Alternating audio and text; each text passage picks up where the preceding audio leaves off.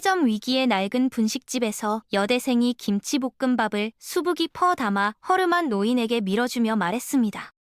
어르신, 돈 걱정 마세요. 배고픈 사람은 여기서 그냥 먹고 가요. 그 순간 문을 열고 들어온 백만장자 회장은 그 장면을 보고 그대로 굳어버렸습니다. 젖은 앞치마를 매만지며 웃는 여대생의 얼굴, 말투, 머리를 귀 뒤로 넘기는 습관까지. 그는 숨을 삼키며 떨리는 목소리로 중얼거렸습니다. 말도 안 돼, 소희야. 폐점 위기의 분식집에서 밥을 퍼주던 여대생. 그녀를 본 백만장자 회장은 그대로 얼어붙었습니다.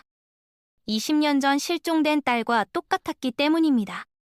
이야기의 시작 전 이 이야기가 궁금하시다면 좋아요와 구독을 눌러주세요. 또 어디서 이야기를 듣고 계신지 댓글로 남겨주세요. 그곳으로 복을 기원해드리겠습니다. 서울 외곽의 낡은 주택가, 그곳엔 시간이 멈춘 듯한 작은 분식집이 하나 있었습니다. 간판의 글씨는 비바람에 발에 희미해졌고 유리창에는 먼지가 수북이 쌓여 있었습니다. 페인트는 군데군데 벗겨져 있었고 문틀은 삐걱거렸습니다. 가게 안으로 들어서면 플라스틱 의자와 낡은 테이블, 벽에 걸린 색바랜 메뉴판이 눈에 들어왔습니다. 천장의 형광등은 깜빡거렸고 바닥 타일은 곳곳이 금이 가 있었습니다. 10년이 넘는 세월 동안 이 동네 사람들에게 따뜻한 한 끼를 내어주던 곳이었지만 최근 몇 달간 이 가게의 매출은 바닥을 치고 있었습니다. 손님은 하루에 서너 명 정도, 어떤 날은 아예 문을 열지 않아도 될 만큼 조용했습니다. 주변에는 새로운 프랜차이즈 음식점들이 하나둘 들어섰고 젊은 세대들은 깔끔하고 현대적인 곳을 선호했습니다. 가게 주인 김분희 씨는 올해로 57이었습니다. 그녀의 손은 수십 년간 뜨거운 기름과 찬물을 오가며 거칠어졌고 손톱 밑에는 언제나 붉은 고춧가루 자국이 남아 있었습니다. 허리는 오랜 시간 주방에 서 있던 탓에 자주 아팠고 밤이면 파스를 붙이고 잠들어야 했습니다. 무릎도 좋지 않아서 계단을 오르내릴 때마다 통증이 왔습니다. 분희 씨는 그날도 주방 한쪽 구석 작은 책상 위에 올려둔 폐업 신고서를 바라보고 있었습니다. 서류는 이미 작성이 끝나 있었고 도장만 찍으면 되는 상태였습니다. 그녀는 핀셋으로 냄비 속 다시마를 조심스럽게 건져 올리며 혼잣말처럼 중얼거렸습니다. 이제 정말 끝인가? 라고. 목소리는 떨리지 않았지만 그녀의 눈가에는 미세한 떨림이 있었습니다. 지난달 월세를 내지 못했고 이번 달도 어려울 것 같았습니다. 건물주는 이미 몇 번이나 전화를 걸어왔고 마지막 통보라고 했습니다. 분희 씨는 이 가게를 연 지 12년이 되었습니다. 그녀는 젊은 시절 남편을 잃고 혼자 아이를 키웠습니다. 공장에서 일하다가 사고로 세상을 떠난 남편은 보험도 제대로 들어놓지 못했고 그녀는 빚더미에 앉았습니다. 아들은 당시 중학생이었고 그녀는 낮에는 식당에서 설거지를 하고 밤에는 청소 일을 했습니다. 몇 년을 그렇게 살다가 작은 보상금을 받았고 그 돈으로 이 가게를 차렸습니다. 처음에는 장사가 잘 됐습니다. 동네 사람들이 자주 찾아왔고 단골들이 생겼습니다. 그녀의 떡볶이는 맵지만 달콤했고 김밥은 속이 꽉 차 있었으며 라면은 육수가 진했습니다. 하지만 아들이 대학을 졸업하고 취직을 하면서부터 혼자가 되었습니다. 아들은 서울로 올라갔고 명절에만 얼굴을 비췄습니다. 분희 씨는 외롭지 않다고 스스로를 다독였지만 밤이면 텅 빈 집에서 혼자 울곤 했습니다. 그런데 그날따라 가게 한쪽에서 분주한 발소리가 들렸습니다. 바로 아르바이트생 정은채였습니다. 21살의 여대생이었던 은채는 이 가게에서 일한 지 석 달이 조금 넘었습니다. 그런데 그녀는 일반적인 아르바이트생과는 달랐습니다. 급여를 받지 않겠다고 했고 대신 하루 한 끼만 먹게 해달라고 부탁했습니다. 처음엔 분희 씨도 이해할 수 없었습니다. 요즘 젊은 사람들이 공짜로 일할 리 없다고 생각했으니까요. 하지만 은채는 매일같이 나타났고 청소를 하고 설거지를 하고 손님을 맞이했습니다. 그녀의 눈빛엔 무언가 깊은 것이 있었습니다. 마치 이곳이 자신에게 필요한 곳이라는 듯한 그런 간절함이었습니다. 은채는 말이 많지 않았지만 일할 때만큼은 누구보다 성실했습니다. 주방 바닥에 기름때를 닦아냈고 냉장고를 정리했으며 낡은 메뉴판을 깨끗이 닦았습니다. 그녀는 손님들에게도 친절했습니다. 노인들이 오면 큰 소리로 주문을 받았고 아이들이 오면 사탕을 하나씩 주었습니다. 은채는 창밖을 내다보다가 누군가 가게 문 앞에서 주저하는 모습을 발견했습니다. 비가 부슬부슬 내리고 있었고 그 사람은 허름한 옷을 입은 노인이었습니다. 낡은 점퍼에 구멍난 운동화를 신고 있었고 손에는 작은 비닐봉지를 들고 있었습니다. 노인은 가게 안을 들여다보다가 이내 발걸음을 돌리려 했습니다. 은채는 재빨리 앞치마를 메고 밖으로 나갔습니다. 노인은 비를 피하며 처마 밑에 서 있었고 은채가 다가가자 조금 놀란 듯 뒤로 물러섰습니다. 노인은 작은 목소리로 말했습니다. 저기 돈이 조금 모자라서요. 라고. 목소리는 떨렸고 그의 손에는 잔돈 몇 개가 쥐어져 있었습니다. 500원짜리 동전 2개와 100원짜리 몇 개, 합쳐봐야 2,000원이 안 되는 금액이었습니다. 은채는 아무 말 없이 고개를 끄덕이고는 주방으로 들어갔습니다. 그녀는 김치볶음밥을 수북하게 떠서 포장 용기에 가득 담았습니다. 계란 후라이도 2개나 올렸고 김치도 넉넉히 곁들였습니다. 단무지도 몇 조각 넣었고 국물이 있으면 좋겠다 싶어 작은 용기에 미역국도 담았습니다. 그리고 밖으로 나가 노인에게 건넸습니다. 은채는 말했습니다. 어르신, 그냥 드시고 가세요. 이 집은 배고픈 사람 안 돌려보내요. 노인의 눈가에 눈물이 맺혔고 그는 떨리는 손으로 용기를 받아들었습니다. 고맙습니다. 고맙습니다. 라고 몇 번이고 되뇌며 그는 천천히 걸어갔습니다. 그의 뒷모습은 작았고 구부정했으며 외로워 보였습니다. 은채는 그 모습을 지켜보다가 가게 안으로 들어왔습니다. 분희 씨는 주방 안에서 그 모습을 지켜보고 있었습니다. 그녀는 손에 들고 있던 국자를 내려놓고 잠시 멈춰섰습니다. 자신도 한때 그랬습니다. 돈이 없어서 먹을 게 없어서 누군가의 문을 두드렸던 적이 있었습니다. 남편이 세상을 떠나고 얼마 지나지 않았을 때였습니다. 빚쟁이들이 집까지 찾아왔고 그녀는 아들을 데리고 집을 나왔습니다. 며칠간 찜질방을 전전하다가 돈이 떨어졌고 배가 고파서 작은 식당 문을 두드렸습니다. 그때 어떤 할머니가 따뜻한 밥 한 그릇을 내밀어줬고 그 덕분에 다시 일어설 수 있었습니다. 할머니는 말했습니다. 배고픈 사람한테 밥 한 끼 주는 게 뭐가 어렵냐고. 다시 일어서면 그때 갚으라고. 분희 씨는 그 말을 평생 잊지 않았습니다. 그래서 이 가게를 차렸고 그래서 힘들어도 문을 닫지 못했습니다. 하지만 이제는 정말 한계였습니다. 월세는 밀렸고 재료비조차 감당하기 어려웠습니다. 은행 잔고는 바닥을 보이고 있었고 카드 대금도 연체되고 있었습니다. 그때 가게 문이 열렸습니다. 초인종 소리가 울렸고 분희 씨와 은채는 동시에 문을 바라봤습니다. 들어선 사람은 깔끔한 정장 차림의 중년 남성이었습니다. 네이비색 수트는 고급스러워 보였고 흰 셔츠는 주름 하나 없이 다려져 있었습니다. 손목에는 비싼 시계가 빛나고 있었고 구두는 반질반질하게 닦여 있었습니다. 그의 뒤에는 경호원 2명이 서 있었습니다. 검은 정장에 선글라스를 낀 그들은 주변을 경계하듯 둘러보고 있었습니다. 가게 밖에는 검은색 고급 세단이 주차되어 있었습니다. 차창에는 유명 브랜드의 엠블럼이 빛나고 있었고 번호판도 특별해 보였습니다. 분식집에 어울리지 않는 풍경이었습니다. 분희 씨는 잠시 당황했고 은채는 앞치마를 고쳐매며 그쪽으로 걸어갔습니다. 남성은 안도현, 올해 58의 백만장자였습니다. 국내 대형 유통기업을 이끄는 회장이었고 그의 이름은 경제뉴스에 자주 등장했습니다. 그가 이끄는 회사는 전국에 수백 개의 매장을 운영하고 있었고 연 매출은 수조 원에 달했습니다. 하지만 그는 화려한 삶과는 거리가 먼 표정을 하고 있었습니다. 그의 눈빛은 어딘가 공허했고 입가엔 미소가 없었습니다. 주름진 이마와 굳어진 입술에서는 오랜 시간 쌓인 피로와 슬픔이 느껴졌습니다. 도연은 가게 안을 천천히 둘러보다가 은채의 얼굴에 시선이 멈췄습니다. 그리고 그는 그대로 얼어붙었습니다. 도연의 발걸음이 멈춘 이유는 단 하나였습니다. 은채의 모습이 20년 전 실종된 딸 안소희와 완전히 똑같았기 때문입니다. 눈매의 각도, 미소를 지을 때 살짝 올라가는 입꼬리, 고개를 갸우뚱할 때의 모습까지, 심지어 손을 움직이는 방식, 앞치마를 매만지는 습관, 머리카락을 귀 뒤로 넘기는 동작까지 모든 것이 닮아 있었습니다. 도연은 마치 시간이 멈춘 듯한 느낌을 받았습니다. 주변 소리는 사라지고 벽에 걸린 시계의 초침 소리만 또렷하게 들렸습니다. 그의 심장은 빠르게 뛰기 시작했고 손은 미세하게 떨렸습니다. 입술이 바짝 말랐고 목구멍이 조여오는 것 같았습니다. 경호원들이 걱정스러운 표정으로 그를 바라봤지만 도현은 아무 말도 하지 못했습니다.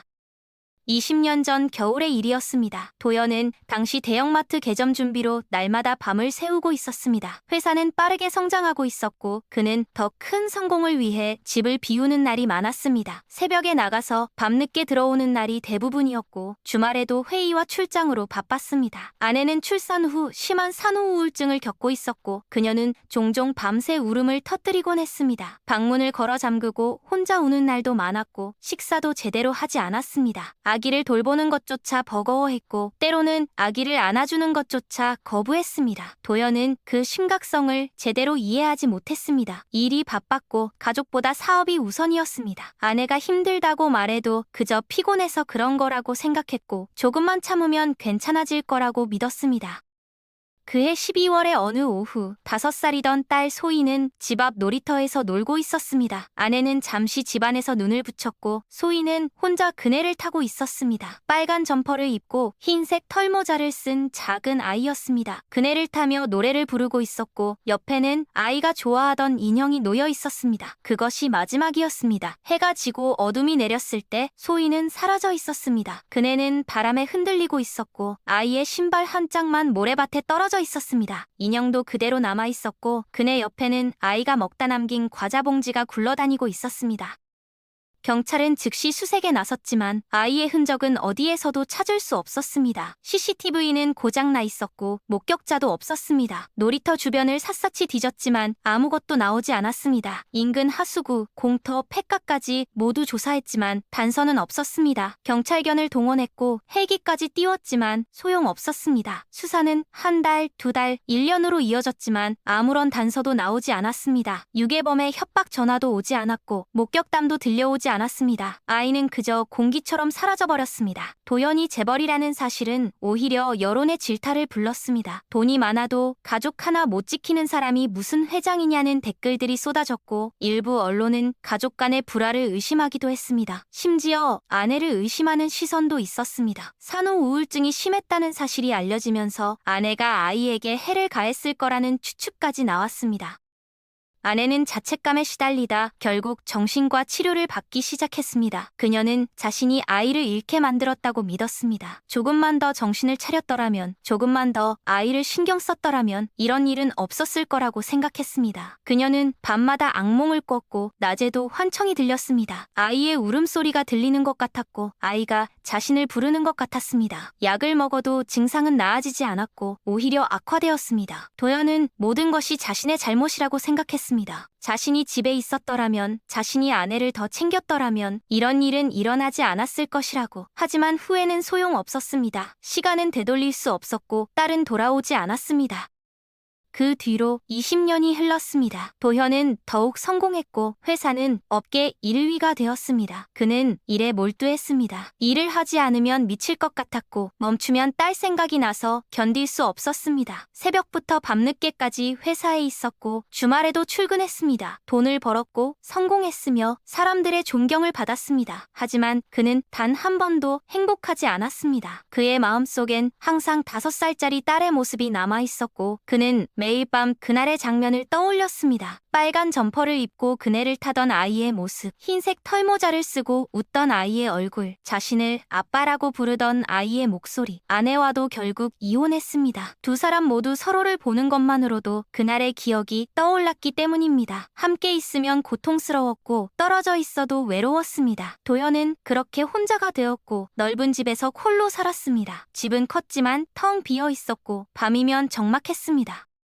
그런데 지금 그 잃어버린 얼굴이 눈앞에 있었습니다. 푸짐한 밥을 퍼주며 웃고 있는 여대생의 모습 속에서 도연은 딸의 흔적을 발견했습니다. 이성적으로 생각하면 말이 안 되는 일이었습니다. 20년이라는 시간이 흘렀고 5살 아이가 20살 청년이 되었다면 얼굴이 많이 바뀌었을 것입니다. 하지만 그의 심장은 거짓말을 하지 않았습니다. 이건 우연이 아니라는 확신이 들었습니다. 아버지로서의 본능이 그렇게 말하고 있었습니다. 도현은 조심스럽게 은채에게 다가갔습니다. 경호원들은 뒤에 서 있었고 분희 씨는 긴장한 표정으로 지켜보고 있었습니다. 도현은 떨리는 목소리로 물었습니다. 혹시 부모님이 어떤 분들이신지 여쭤봐도 될까요? 그의 목소리는 평소와 달리 낮고 조심스러웠습니다. 회장으로서의 카리스마는 온데간데없고 그저 간절한 아버지의 모습만 남아있었습니다. 은채는 잠시 멈추더니 조용히 대답했습니다. 저는 시설에서 자랐어요. 부모님에 대한 기록은 없다고 들었어요. 그녀의 목소리는 담담했지만 그 안에는 오랜 시간 삼켜온 외로움이 배어 있었습니다. 마치 수없이 반복해온 대답처럼 자연스러웠고 그래서 더 슬펐습니다. 도현의 심장이 크게 요동쳤습니다. 시설, 기록 없음, 나이도 비슷, 그리고 이 닮은 얼굴, 모든 조각이 맞아떨어지고 있었습니다. 그는 손을 꽉 쥐었고 잠시 눈을 감았습니다. 20년간 찾아 헤맨 딸이 바로 여기 있을지도 모른다는 생각에 숨이 막혔습니다. 가슴이 뛰는 소리가 귓가에서 쿵쿵거렸고 온몸이 떨렸습니다. 분희 씨는 대화를 의아한 얼굴로 지켜보고 있었습니다. 뭔가 심상치 않은 분위기라는 걸 직감했습니다. 이 남자가 단순한 손님이 아니라 걸 알 수 있었습니다.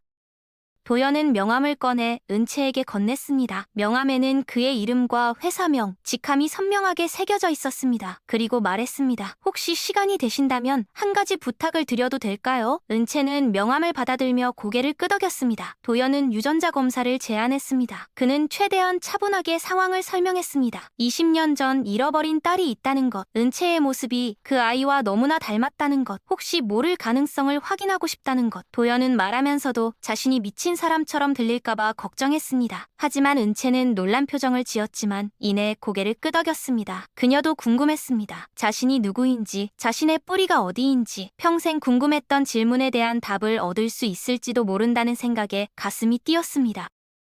며칠 뒤 은채는 지정된 병원을 방문했습니다. 강남의 한 대학병원이었고 VIP 진료실에서 검사를 받았습니다. 검사는 간단했습니다. 면봉으로 구강 상피세포를 채취하는 것만으로 끝났습니다. 담당 의사는 친절했고 일주일 뒤 결과가 나온다고 했습니다. 은채는 병원을 나서며 복잡한 마음이었습니다.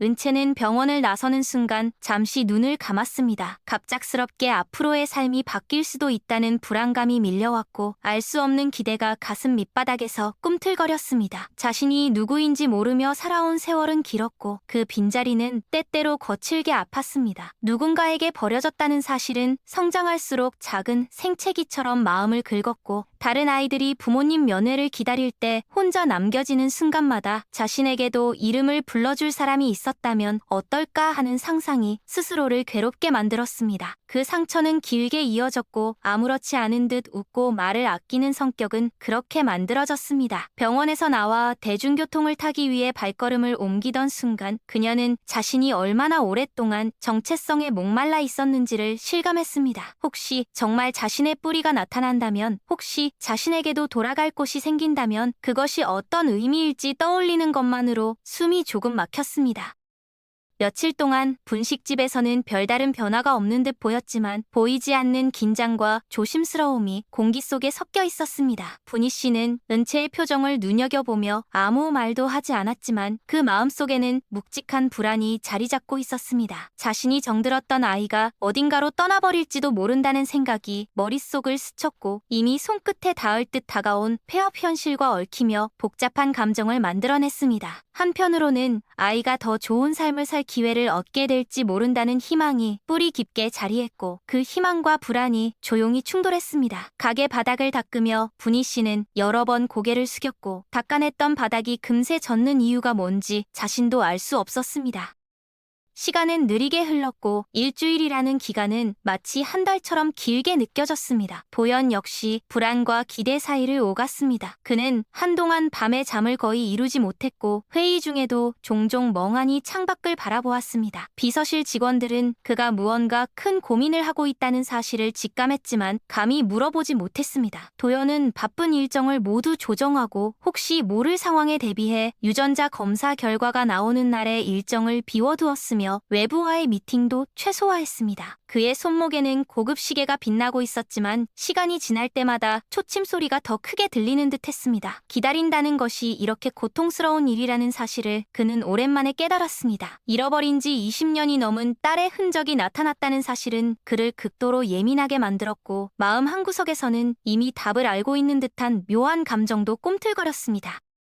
결과가 나오기 하루 전날 밤, 은채는 좁은 원룸의 난방 소리가 작게 울리는 방 안에서 깊은 생각에 잠겼습니다. 만약 결과가 긍정적이라면 자신의 인생은 완전히 다른 길을 걷게 될지도 모릅니다. 하지만 그 길이 정말 자신이 원했던 길인지, 자신이 감당할 수 있는 것인지조차 확신할 수 없었습니다. 그동안 만들어온 모든 인간관계가 달라질 수 있었고 생면부지였던 가족이라는 존재가 갑자기 삶 속에 들어오는 것이 과연 축복일지 혹은 또 다른 혼랄일지 알 수 없었습니다. 그녀는 방 한쪽에 걸어둔 앞치마를 바라보았습니다. 분식집에서 보낸 시간이 생각보다 따뜻했다는 사실이 이상하게 마음을 저렸습니다. 돈을 받지 않고 일했던 이유는 자신이 도움이 되는 사람이라는 느낌을 그곳에서만 느낄 수 있었기 때문이었습니다. 버려졌다는 상처로 인해 자신이 누군가에게 필요한 존재라는 느낌을 갈망했고 분희 씨의 가게는 그 갈증을 채워준 몇 안 되는 장소였습니다. 결과가 나오는 날 아침, 겨울비가 조용히 내려 도로 위를 적시고 있었습니다. 회색빛 하늘 아래 도시는 바쁘게 움직이고 있었고 그 움직임 속에서 도연은 정장을 단정하게 걸친 채 병원을 향했습니다. 경호원들이 뒤따랐지만 그는 오늘만큼은 그들의 존재조차 신경 쓰고 싶지 않았습니다. 마음속에는 단 하나의 감정만 가득 차 있었습니다. 만약 그녀가 아니라면 20년을 기다려온 희망은 또다시 무너질 것입니다. 그러나 만약 그녀라면 잃어버린 시간의 무게가 그에게 와르르 내려앉을 것입니다. 병원에 도착했을 때 그는 거의 숨을 고르지 못한 상태였습니다.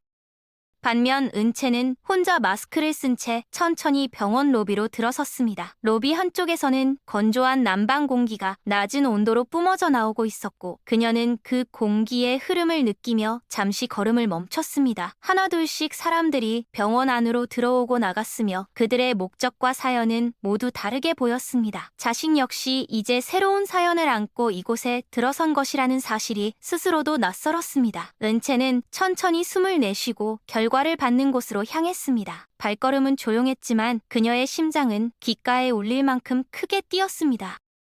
이윽고 VIP 진료실 앞에서 마주선 두 사람은 어색한 듯 고개를 끄덕였습니다. 서로 말이 필요 없었습니다. 그저 결과를 받아들일 준비만 하고 있었습니다. 담당 의사가 조용히 문을 열고 들어오며 서류를 손에 들고 있었습니다. 의사의 표정은 특별한 감정을 드러내지 않았지만 그 중립적인 표정이 오히려 긴장감을 더 증폭시켰습니다. 의사는 천천히 입을 열었고 그 말은 방 안에 무겁게 흩어졌습니다. 의사의 서두는 길지 않았습니다. 서류를 내려다보며 결론을 말하는 순간 도연의 손끝이 미세하게 떨렸습니다.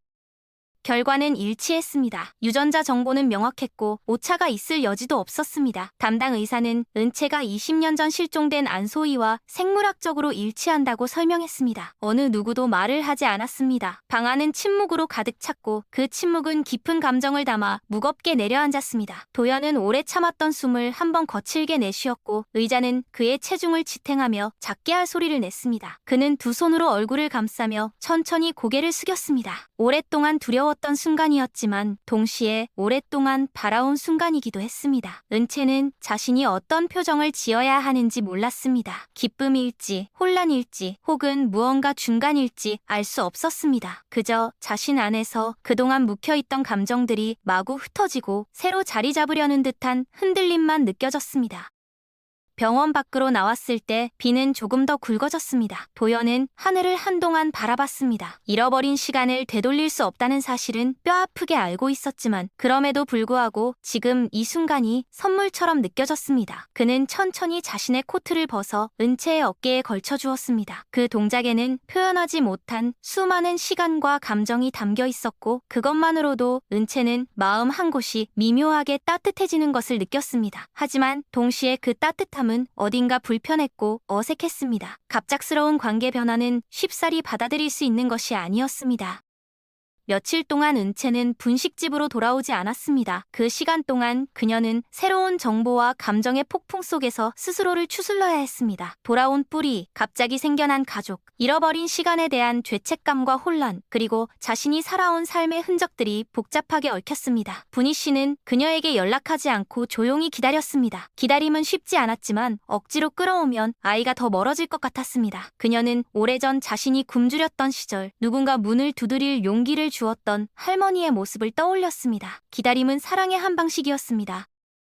며칠 후 은채는 다시 분식집 문을 밀고 들어왔습니다. 문을 여는 순간 작은 종소리가 울렸고 깜빡거리던 형광등 아래에서 분희 씨는 조용히 고개를 들었습니다. 은채의 얼굴은 이전보다 더 성숙해 보였고 눈빛에는 슬픔과 결심이 뒤섞인 감정이 고요하게 자리했습니다. 그녀는 아무 말 없이 앞치마를 들고 매듭을 만들었습니다. 그 작은 동작이 분희 씨의 마음을 무너뜨렸습니다. 분희 씨는 젖어드는 눈을 감추려 눈꺼풀을 길게 내리깔았습니다. 둘 사이에는 말없이 교환되는 감정이 있었고 그것은 어떤 말보다 더 선명했습니다. 도연은 여러 번 분식집 앞을 지났습니다. 어울리지 않는 고급차를 멀찍이 세우고 유리창 너머를 바라보았습니다. 은채가 일하는 모습은 여전히 자연스러웠고 그는 그 모습을 보며 마음 한구석에서 아릿한 자책감을 느꼈습니다. 그녀가 얼마나 힘든 삶을 살아왔는지 생각할수록 자신이 지키지 못한 20년의 시간은 돌이킬 수 없는 상처처럼 느껴졌습니다. 그는 어떻게 다가가야 할지 고민했고 무엇이 그녀를 위한 길인지 스스로에게 묻고 또 물었습니다. 막연한 소유욕이나 아버지라는 이름만 내세우는 일은 그녀에게 상처가 될 수 있다는 생각이 들었습니다.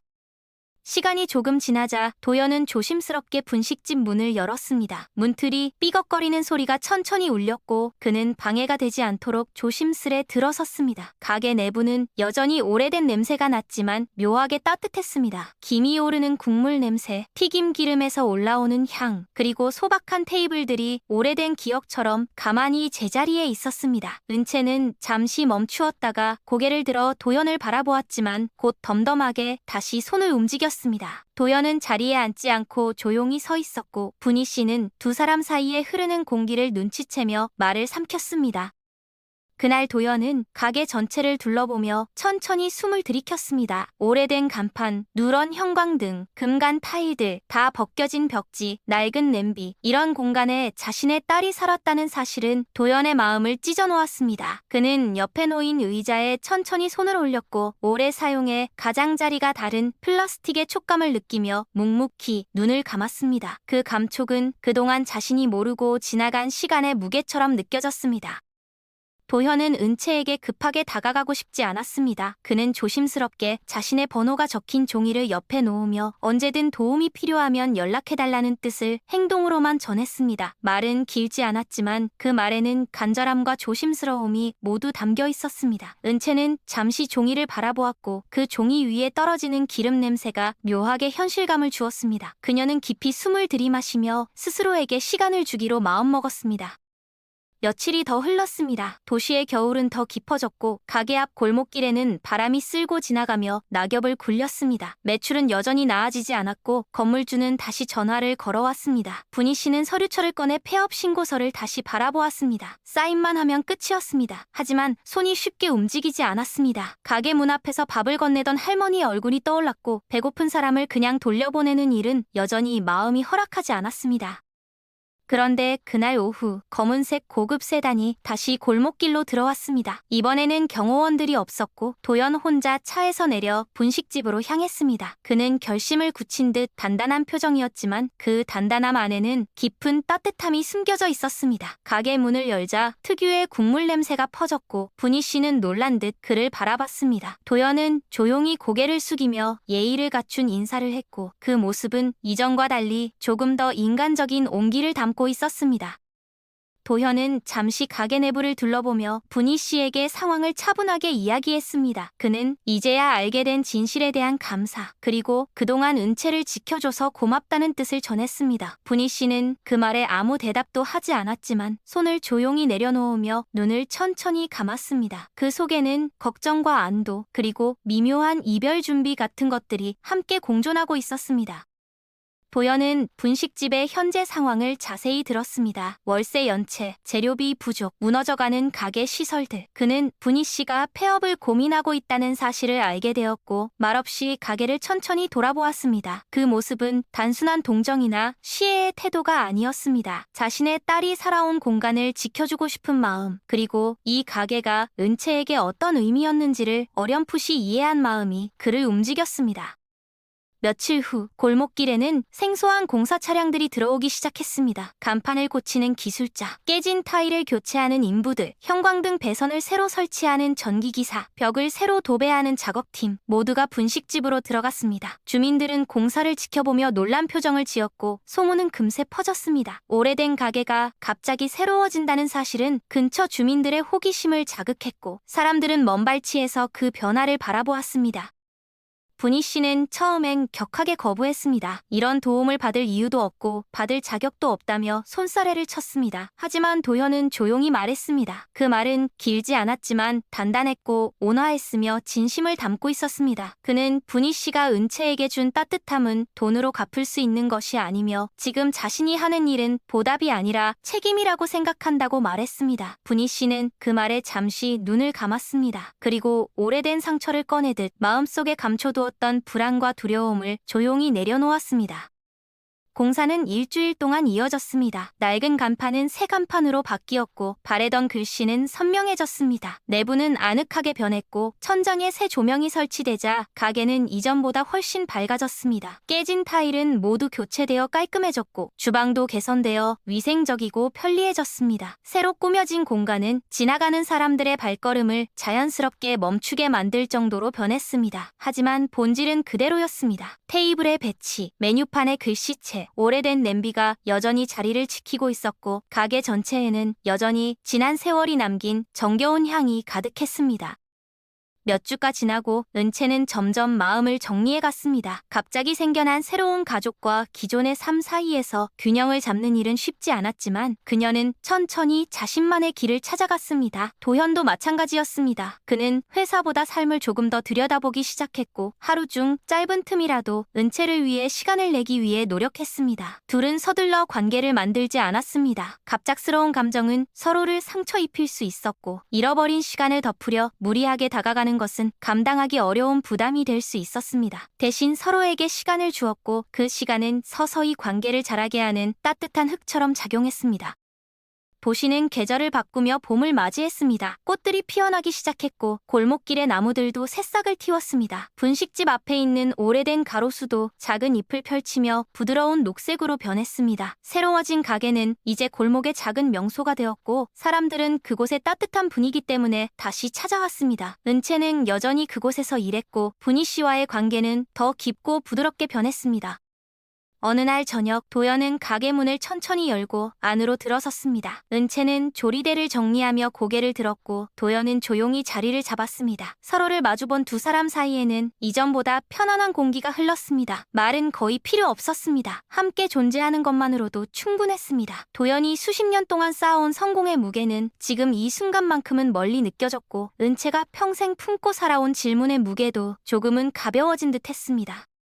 그날 밤 골목길은 조용했고 가게 내부에서는 주방 불빛만이 따스하게 흔들리고 있었습니다. 사람들의 발걸음이 사라지고 문이 닫힌 뒤에도 가게 안에는 따뜻한 여운이 남아 있었습니다. 그것은 오랜 시간 잃어버린 사람들이 다시 서로를 찾아가는 과정에서 만들어진 온기였고 눈에 보이지 않지만 분명하게 존재하는 새로운 가족의 시작이었습니다.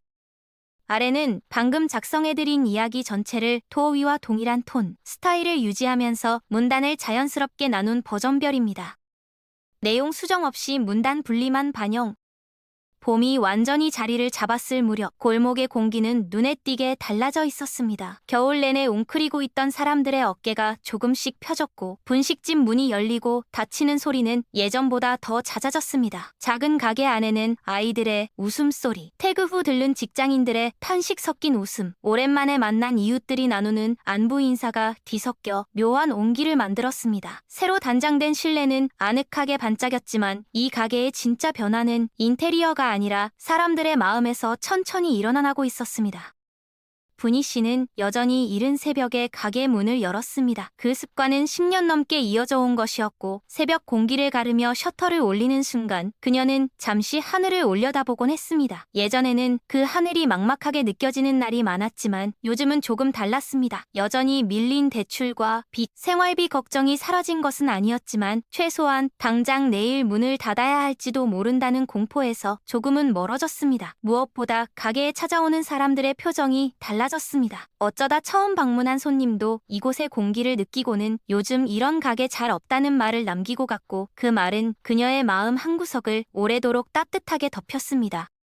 은채는 여전히 수업과 일을 병행하며 바쁜 나날을 보냈습니다. 강의실에서는 조용한 학생 중 한 명으로, 가게에서는 부지런한 알바생으로, 그리고 이제는 한 재벌 회장의 잃어버린 딸이라는 새로운 타이틀까지 생겼지만 그녀는 일부러 그 사실을 일상 속 깊숙이 들이지 않으려 노력했습니다. 학교에서는 아무에게도 말하지 않았습니다. 사람들의 호기심 어린 시선이 두려웠고 관계가 달라지는 것도 원하지 않았습니다. 자신이 누구냐는 질문은 여전히 복잡했지만 그 질문에 대한 답을 단번에 받고 싶진 않았습니다. 자신을 오랫동안 지탱해온 것은 화려한 이름이나 피가 아니라 힘든 날을 버티면서 만들어온 작은 자존심이었기 때문이었습니다.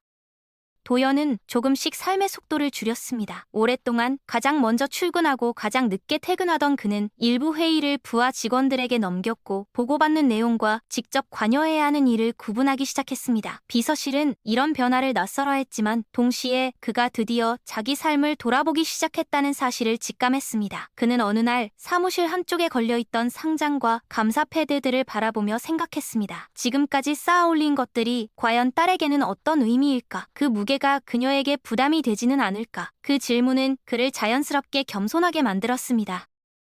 어느 비 오는 날 오후 회사의 한 임원이 조심스럽게 제안을 가지고 들이닥쳤습니다. 최근 회사 홍보팀으로 들어온 제보 중에 작은 분식집 이야기가 있다는 내용이었습니다. 낡은 동네 분식집이 어느 날 갑자기 새롭게 단장했고 그 배경에는 알 수 없는 거대한 손길이 있었다는 이야기였습니다. 주민들 사이에서는 이미 소문이 돌고 있었고 그 소문은 누군가의 휴대폰을 통해 짧은 글과 사진으로 온라인 커뮤니티에 올라가 있었습니다. 오래된 간판을 떼어내던 날, 공사차가 골목으로 줄줄이 들어오던 모습, 그리고 배고픈 사람을 돌려보내지 않는다는 가게의 이야기가 사람들 사이에서 작은 감동을 일으키고 있었습니다.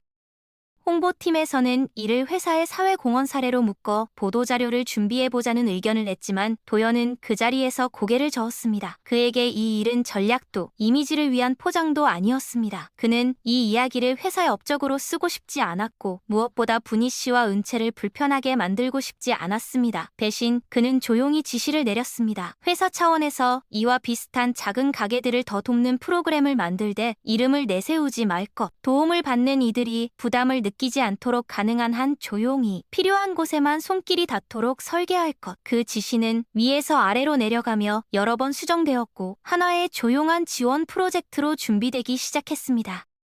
어느 날 밤 가게 문을 닫고 난 뒤 분희 씨와 은채는 주방 한쪽에서 남은 국물을 나누어 먹었습니다. 따뜻한 김이 올라오는 그릇 앞에서 둘은 말이 많지 않았습니다. 오랫동안 함께 지낸 사람들만이 공유할 수 있는 조용한 친밀감이 있었고 그 침묵 속에는 하루의 피로를 나누는 위안이 담겨 있었습니다. 은채는 숟가락을 잠시 내려놓고 분희 씨를 바라보았습니다. 그리고 무겁게 마음속에 담아두었던 말을 꺼냈습니다. 자신이 누구의 딸인지, 무슨 일이 있었는지, 어떤 검사를 받았는지 다 이야기하는 동안 분희 씨는 말없이 듣기만 했습니다. 눈썹은 조금씩 떨렸고 손등에 힘줄이 도드라졌습니다. 말이 끝났을 때에도 그녀는 바로 반응하지 않았습니다. 그저 조용히 고개를 끄덕이며 국을 한 숟갈 떴습니다. 그리고 아주 짧게, 하지만 오랫동안 준비해온 것처럼 자연스럽게 말했습니다. 그래도 너는 나한테도 딸이지요. 그 한 문장은 길지 않았지만 그 안에는 지난 시간의 무게와 지금 이 자리의 온기가 모두 담겨 있었습니다. 은채는 아무 대답도 하지 못했습니다. 눈가가 뜨겁게 달아오르는 것을 느꼈지만 울음이 터져 나오지 않도록 이를 꽉 깨물었습니다. 과거와 현재가 한순간에 겹쳐지는 느낌이었고 버려진 기억과 선택받은 현재가 서로를 조용히 끌어안는 듯한 순간이었습니다. 그날 밤 집으로 돌아가는 골목길에서 은채는 하늘을 올려다보았습니다. 도시의 밤하늘은 별이 잘 보이지 않았지만 그녀는 한동안 그 어둠을 바라보았습니다. 이제 자신에게는 두 개의 세계가 생겼다는 사실을 인정해야 했습니다. 피로 이어진 세계와 시간으로 이어진 세계, 한쪽만 선택하라는 요구를 받는다면 너무 잔인할 것 같았지만 다행히 아직 누구도 그런 요구를 하진 않았습니다. 그래서 그녀는 결심했습니다. 어느 한쪽을 버리기보다는 두 곳을 조금씩 오가며 자신만의 균형을 찾겠다고. 도연 역시 변화하고 있었습니다. 그는 어느 날 용기를 내어 분희 씨를 따로 만나고 싶다고 요청했습니다. 분식집이 잠시 한가해진 오후, 가게 안에는 조용한 국물 끓는 소리만 나고 있었고 분희 씨는 앞치마를 매만지며 그를 마주했습니다. 두 사람은 서로 다른 세월을 살아온 사람들이었지만 두 눈에 머무는 감정은 비슷했습니다. 각각의 방식으로 한 아이를 지켜내려 했고 각각의 시간 속에서 상처를 안고 살아왔다는 공통점이 둘을 묵묵히 이어주었습니다. 도연은 자신이 어떤 아버지였는지를 솔직하게 털어놓았습니다. 지나치게 일에 몰두하며 가족을 뒷전으로 밀어둔 시간, 아내의 고통을 제대로 보지 못한 무책임, 그리고 그 선택들이 결국 어린 딸의 실종으로 이어졌다는 자책. 그는 자기 혐오에 가까운 감정을 숨기지 않았습니다. 분희 씨는 그 고백을 조용히 들었습니다. 그녀 역시 젊은 시절 남편을 잃고 빚더미에 앉았던 기억을 떠올렸고 악착같이 일을 하느라 아이를 충분히 돌보지 못했던 밤들을 떠올렸습니다. 서로의 이야기는 다르지만 죄책감이라는 감정은 묘하게 닮아 있었습니다. 그 공통점이 두 사람 사이의 벽을 조금씩 허물었습니다. 시간이 흐르면서 세 사람의 관계는 서서히 자리를 잡아갔습니다. 도연은 은채에게 모든 것을 한 번에 주지 않았습니다. 거대한 집, 값비싼 차, 화려한 옷, 그런 것들로 잃어버린 시간을 보상할 수 있으리라 믿지 않았습니다. 대신 그는 자신이 할 수 있는 한 가지를 선택했습니다. 곁에 있는 것. 중요한 날에는 직접 전화를 걸어 안부를 묻고 시험 기간에는 조용히 간식을 보냈습니다. 회사 근처에서 점심 약속을 잡아도 굳이 고급 레스토랑 대신 평범한 백반집을 선택했습니다. 은채가 불편해하지 않도록 자신이 가진 재력을 일부러 드러내지 않으려 했고 그 작은 배려들이 쌓여 둘 사이의 거리는 조금씩 좁혀졌습니다. 어느 늦여름 오후, 뜨거운 햇살이 골목길을 눌러내리던 날이었습니다. 가게 안은 점심시간 내내 북적였고 손님들이 빠져나간 뒤에는 피로한 정적만이 남았습니다. 설거지통에는 그릇이 수북이 쌓였고 바닥은 여기저기 국물 자국이 남아있었습니다. 분희 씨와 은채는 말없이 일을 나누어 했습니다. 땀이 목덜미를 타고 흘러내렸지만 둘 모두 불평하지 않았습니다. 그때 가게 문이 조심스럽게 열렸고 낯익은 실루엣이 문틈으로 들어왔습니다.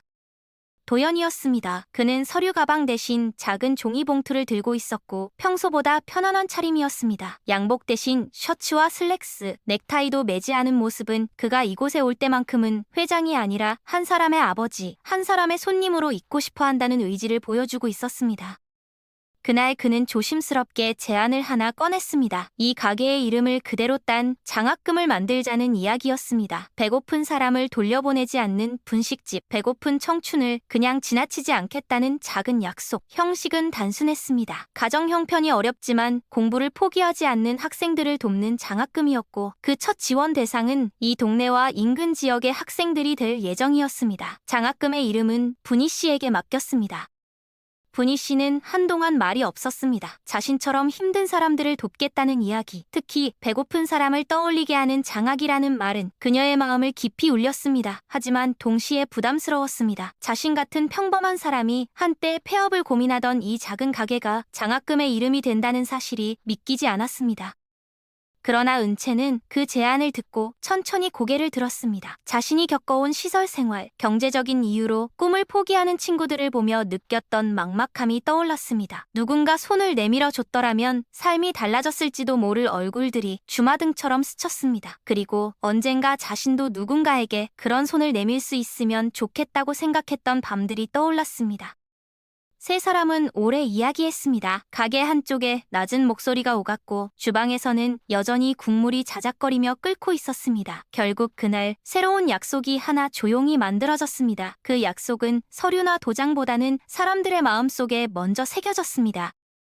시간이 흘러 첫 장학금 대상자들이 선발되었습니다. 회사 이름 대신 작은 분식집의 이름이 기재된 장학증서를 받은 학생들은 처음엔 이해하지 못했습니다. 왜 이런 이름일까? 왜 대기업이 아닌 분식집의 이름이 적혀 있을까? 그러나 곧 그 배경이 서서히 알려지기 시작했습니다. 골목 어귀의 작은 가게에서 시작된 이야기가 학생들 사이에서 입으로 전해졌고 언젠가 누군가 이 사연을 온라인 커뮤니티에 짧게 적어 올렸습니다. 서울 외곽 낡은 분식집에서 100만 원보다 따뜻한 밥 한 끼를 받았습니다라는 제목 아래에는 가게 유리창 너머로 보이는 국물 김과 주인장의 손, 그리고 앞치마를 맨 여대생의 뒷모습이 흐릿하게 담긴 사진이 하나 붙어 있었습니다. 글은 길지 않았습니다. 배고팠던 어느 날 동전 몇 개를 들고 찾아갔던 그 가게에서 허기를 넘는 무언가를 받았다는 이야기, 그 경험이 이후 자신을 얼마나 버티게 했는지에 대한 짧은 고백. 하지만 그 짧은 고백은 많은 사람들의 마음에 작은 파문을 일으켰습니다. 누군가는 댓글로 자신도 비슷한 경험이 있다고 적었고 누군가는 세상은 아직 살만하다는 말을 남겼습니다. 어느새 이 작은 분식집은 사람들 사이에서 조용히 회자되기 시작했습니다. 화려한 광고도 유명인의 방문도 없었지만 그럼에도 불구하고 이곳을 찾아오는 사람들이 조금씩 늘어났습니다. 그러나 가장 많이 변한 것은 숫자가 아니라 사람들의 표정이었습니다. 이곳에 오는 사람들은 단순히 배를 채우기 위해서만이 아니라 자신이 아직 따뜻한 무언가를 믿을 수 있다는 확신을 얻기 위해 이 문을 밀고 들어오는 듯 했습니다. 어느 늦가을 저녁, 해가 일찍 저물어 골목길이 어둑해졌을 때였습니다. 가게 안에는 몇 명의 손님이 남아있었고 바깥 공기는 서늘했습니다. 은채는 바닥을 닦다가 문 밖에 서 있는 한 남성을 발견했습니다. 허름한 점퍼에 낡은 가방을 맨 어딘가 익숙한 모습의 청년이었습니다. 그는 가게 안을 잠시 들여다보더니 오래된 간판이 새 간판으로 바뀐 것을 확인하는 듯 눈을 가늘게 떴습니다. 그리고 조심스럽게 문을 열고 들어왔습니다. 그는 예전에 이 가게에서 밥을 얻어먹었던 학생이었습니다. 몰래 눈치를 보며 문을 열고 들어와 주인장의 그냥 먹고 가라는 말에 눈물이 날 뻔했던 그날을 아직 잊지 못하고 있었습니다. 지금 그는 취업에 성공해 간신히 사회생활을 시작한 초년생이었고 언젠가 돈을 벌게 되면 꼭 이 가게에 다시 오겠다고 다짐했던 일을 떠올리며 이곳을 찾은 것이었습니다. 그는 조심스럽게 계산대에 다가와 작은 봉투를 내밀었습니다. 봉투 안에는 크지 않은 금액이 담겨 있었습니다. 하지만 그 돈에는 어린 시절의 굶주림, 그 시절의 고마움, 그리고 다시 돌아온 용기까지 같이 들어 있었습니다. 분희 씨는 처음엔 그 봉투를 받지 않으려 했습니다. 하지만 청년의 눈빛 속에서 진심을 읽었고 결국 봉투를 받아들며 조용히 고개를 숙였습니다. 그 모습을 지켜보던 은채는 마음이 묘하게 벅차올랐습니다. 이 가게는 누군가의 배를 채우는 곳을 넘어서 잊혀질 뻔한 감사와 다짐이 다시 돌아오는 순환의 장소가 되어가고 있었습니다. 시간이 더 흘러 어느 겨울밤이었습니다. 한방눈이 천천히 내려 골목길을 하얗게 덮고 있었고 사람들의 발걸음은 평소보다 더 느리게 움직였습니다. 가게 안에서는 김이 모락모락 나는 어묵 국물이 손님들을 맞이하고 있었습니다. 그날은 특별한 날이었습니다. 은채가 마침내 졸업을 앞두고 있었고 분희 씨는 내심 그 사실이 자랑스럽고도 쓸쓸했습니다. 아이를 떠나보내는 기분은 늘 그랬습니다. 기특하지만 아프고 응원하지만 허전했습니다. 도연도 그 자리에 있었습니다. 셋은 가게 문을 잠시 닫은 뒤 주방 앞 작은 테이블에 둘러앉았습니다. 형광등 불빛은 여전히 약간 깜빡였지만 그 빛 아래에서 세 사람의 얼굴은 따뜻하게 빛났습니다. 많은 말을 나누지는 않았습니다. 그동안 있었던 일들, 앞으로의 계획, 너무 거창하지 않은 소소한 다짐들이 조용히 오갔습니다. 서로의 존재만으로도 충분히 큰 위로가 되는 순간이었습니다. 그날 밤 눈발은 점점 굵어졌고 골목길에는 발자국이 차곡차곡 쌓였습니다. 분식집 앞에도 사람들의 발자국이 겹겹이 찍혀 있었습니다. 누군가는 배고픔을 안고 찾아왔고 누군가는 마음의 허기를 안고 이 문을 열었습니다. 누군가는 여기에 남겨진 기억 때문에 다시 돌아왔고 누군가는 우연히 들어왔다가 잊지 못할 온기를 받아갔습니다. 그리고 그 모든 발자국의 한가운데에는 세 사람이 있었습니다. 한때 삶의 끝을 고민하던 가게 주인, 20년 만에 딸을 되찾은 아버지, 그리고 시설에서 자라 자신의 이름을 찾아가고 있는 여대생. 서로 다른 길에서 출발해 이 작은 가게로 모인 세 사람의 이야기는 여전히 진행 중이었습니다. 그들의 하루하루는 거창한 명언이나 극적인 반전으로 꾸며지지 않았습니다. 대신 아주 소박한 선택들이 조금씩 쌓여 하나의 이야기를 만들어가고 있었습니다. 배고픈 사람을 그냥 지나치지 않는 선택, 잃어버린 가족을 포기하지 않는 선택, 서로에게 너무 빠르게 기대지 않으려는 선택, 그리고 무엇보다도 이미 지나가버린 시간을 후회하는 대신 지금 눈앞에 있는 사람을 더 잘 바라보겠다는 선택. 어느 날 이 이야기는 누군가의 카메라에 담겨 영상으로 만들어질지도 모릅니다. 누군가는 자막이 달린 그 화면을 보며 눈시울을 붉힐 것이고 누군가는 세상에 아직 이런 사람이 있구나 라고 속삭일지도 모릅니다. 그러나 정작 세 사람에게 이 이야기는 거창한 감동 실화가 아니라 그저 오늘을 어떻게 버티고 내일을 어떻게 맞이할지 고민하며 살아온 날들의 연속일 뿐이었습니다. 다만 분명한 사실이 하나 있습니다. 서울 외곽에 낡았던 그 분식집은 더 이상 폐업 신고서를 올려둔 채 한숨만 쉬는 곳이 아닙니다. 여전히 형광등은 가끔 깜빡이고 바닥 타일에는 작은 흠집이 하나둘씩 늘어가지만 그 모든 흔적은 이곳을 지나간 사람들의 이야기를 조용히 품고 있습니다. 그리고 아주 먼 훗날 이 골목의 시간이 더 지나 세 사람의 머리가 완전히 휘어졌을 때에도 그들은 아마 서로에게 이렇게 말할 것입니다. 자신이 살아온 길을 떠올려 볼 때 가장 잘한 선택 하나만 꼽으라면 누군가의 배고픔을 모른 척하지 않았던 그날의 작은 결정이었다고. 그 결정이 한 아이의 인생을, 한 아버지의 남은 생을, 그리고 한 여인의 노년을 바꾸어 놓았다고. 눈에 보이지 않는 그 연결선 위에서 분식집의 불은 오늘도 조용히 켜져 있습니다.